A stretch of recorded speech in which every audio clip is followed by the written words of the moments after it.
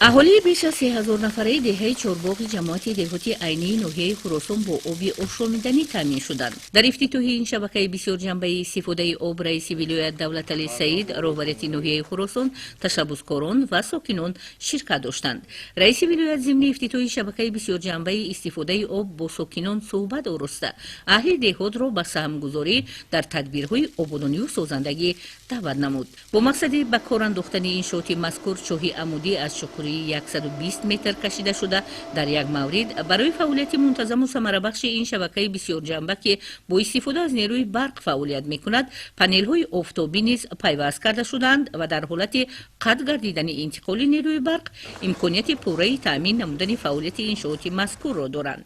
طبق اطلاع مسئولین انشاءات مذکور در دایره لایحه برنامه عضوخواری جهانی سازمان ملل متحد فعالیت در سمت تامین امنیت عضوخواری تاجیکستان در همکاری با شریکان رشد بنیاد گردیده باعث تامین گشتن 400 خواجگی دهات مذکور با آب آشامیدنی و رشد اینفراستراکتوری محل می‌گردد. از تشبثکاران این تدبیر مینداری همین محله و مینداری خود را بیان میکنند که من این آبانباری که امروز برای تامین کردن همین ساکنان محله ساخته‌اند مینداری خیش را اظهار مینماییم. قبلا ساکنان این محله از نارسایی آب تا جای تنقیصی داشتند و امروز با عملی گردیدن این تدبیر از آب نوشاکی تامین گردیده اند. در ناحیه خراسان ساکنان هر قطعه زمین را پرثمر و عاقلانه استفاده می کنند. در جریان بازدید و شناسایی رئیس ولایت در جماعت دهات هلالی دهه فروغده از گرمخانه معاصر صاحبکار محل محمد یوسف اولیموف دیدن نمودند. این گرمخانه در مساحت 8 سوتیق زمین تأسیس یافته در مرحله اول سهمداران پرورش بودرینگ را براه ماندند و در آینده هدف دارند کشت و پرورش پمیدار و دیگر زیرودها را نیز راه اندازی سازند. استفاده آبدهی قطرگی کیهاست که در قلمرو ناحیه به حکم عنعنه در آمده خواجگیداران بیشتر از این عامل استفاده می کنند و سبزواتی در این گرمخانه کشت شده نیز طریق آبمانی قطرگی شاداب می گردد. در حدود جماعت دهات هلالی ناحیه خراسان طبق اطلاع مسئولین در مساحت بیش از 1 هکتار فعالیت گرمخانه ها براه مانده شده. این اقدام نه تنها باعث پرورش و استحصال سبزواتی بروقتی گردیده است بلکه دهها جای کاری تأسیس یافته ساکنان به شغل پرمحصول جلب گشتند.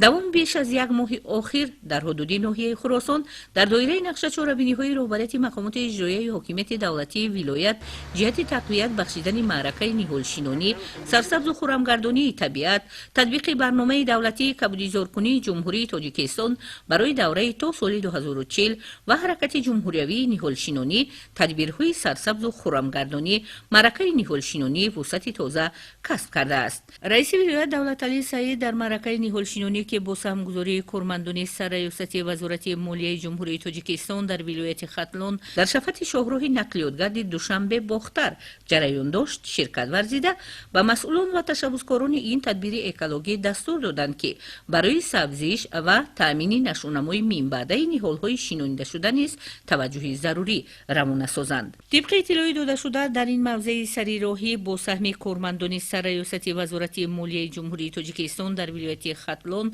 بیش از 1,500 نهال ارچه و نهال‌های پیسته که به اقلیم این محل مطابق است شینانیده شد. در اساس نقشه چهاربینی مقام تجارت دولتی ولایت ختلون کارمندان سرریاست وزارت مالیه جمهوری تاجیکستان در ولایت ختلون زیاده از 1500 بیخ درخت ارچه و 1000 بیخ درخت پیسته شنوندیم که به خاطر سرسبز و خرم گرداندن و تازه و آزاده نگاه داشتن محیط اکولوژی وطن عزیزمان می باشد.